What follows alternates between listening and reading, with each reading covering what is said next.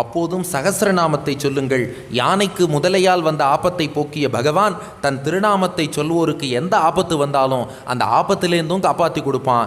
அப்போ பயத்தாலோ கட்டுகளாலோ அல்லது ஆபத்தாலோ அல்லது வியாதிகளாலோ கட்டப்பட்டா சகஸ்ரநாமத்தை சொன்னால் அந்த பயம், ஆபத்து, கட்டு, வியாதி இது எல்லாமே விலகும். இப்போ அடுத்து இன்னும் ஒரு படி மேலே போகிறார் பராசர பட்டர். சில அடியார்கள் என்ன பண்ணுவா, எங்களுக்கு இதெல்லாம் வேண்டாம், பகவான் திருவடிகளைத்தான் அடைய வேண்டும். இது எவ்வளோ அழகாக 3 லெவலில் சொல்கிறார் பாருங்க. முதல்ல சாமான்யமாக நாங்கள் டெய்லி சகஸ்ரநாமம் கேட்குறோம் சார், சொல்கிறோம் சார், அந்த லெவல். அடுத்து நன்னா தூய்மையாக்கிண்டு நீராடி நன்னா ஒரு பிரார்த்தனையோடு சொல்கிறோம்.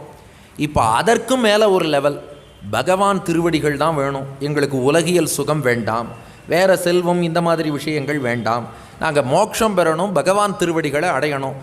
அந்த எண்ணத்தோடு ஒருத்தர் சகஸ்ர